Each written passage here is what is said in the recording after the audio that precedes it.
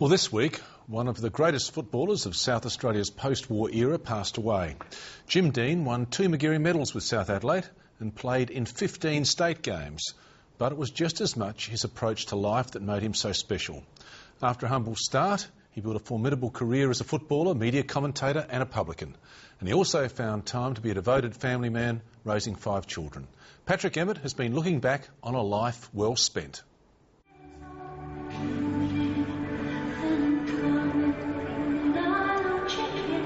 It's testament to Jim Deane's reputation and personality that his funeral attracted mourners from all walks of life.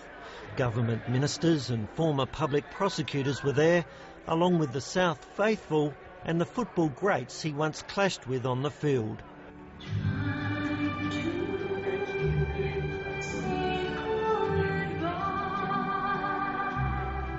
Well, he was charismatic, there's no question in the true sense of the word. He had a lot of charisma about him, and I think there's a lot of people would like to, once they met him, wanted to become one of his friends. But if we'd say, give us your top 5, Jimmy would get a mention with the lion's share of people that were here today.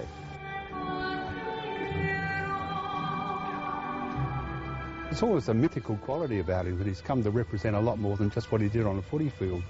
He played about just over 150 games, but in all of that, you know, there are lots of players that have played more.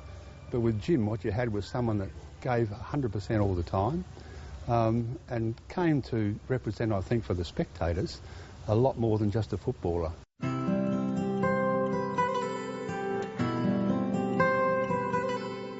For many, Jim Deane epitomised the battling spirit of the South Adelaide Football Club. He was born in 1928, growing up during the Depression at a time when many working-class families lived in the centre of Adelaide. He was one of 24 kids playing in this tiny street. Our father worked hard for his family, and it was imperative to him that we had an upbringing that included certain things that he missed out on when he was growing up. Maybe in the ritzier parts of town this was the wrong side of the tracks. But luckily for Jim Deane, his home was on the east side of King William Street, the side which was then the heartland of the club he loved. It's interesting that the 2 great periods South Adelaide had, in the 1890s and 1930s, were both in the depths of the Depression. And there's no doubt that those teams made a big difference to the morale of people in the City Square Mile at that time. Jim says the same thing. Many of his heroes, like Laurie Cale, were guys that played in the 1935-38 premierships. In 1945, when he was 17, he started playing for South, and halfway through the year was put up to the league team. Playing mainly in the centre, he would end up winning 2 Magarey medals and was runner-up 3 times, all in a side that struggled to win a game. So I was put on for a short time when he was playing in the centre. And I must confess I had to change my shorts when I went inside at half-time.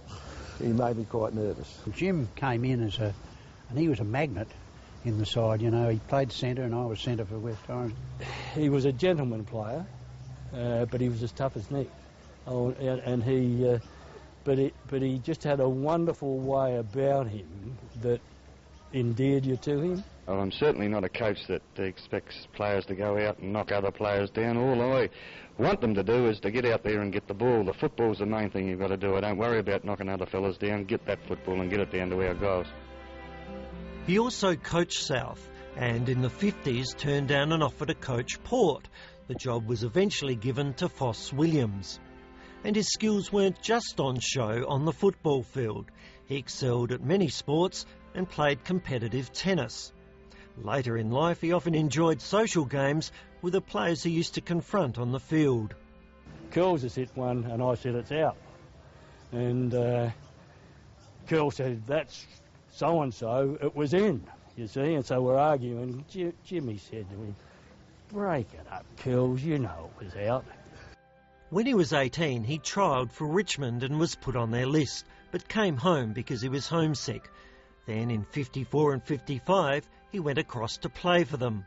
I always remember Bob Davis and Ted Whitten's really rating Jimmy Deane as a player. Now that says a fair amount.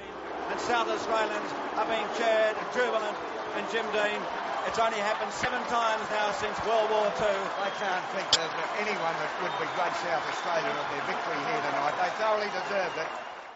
When Jim Deane's playing days finished, he began a successful career as a radio commentator with the ABC that was to last more than 20 years.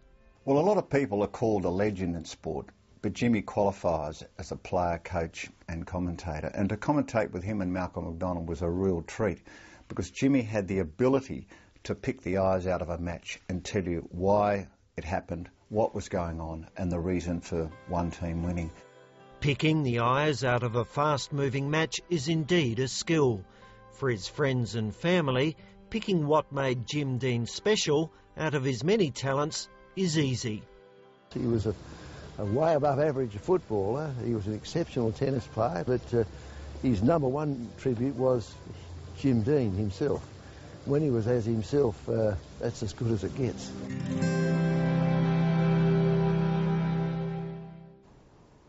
And Jim Deane was 82.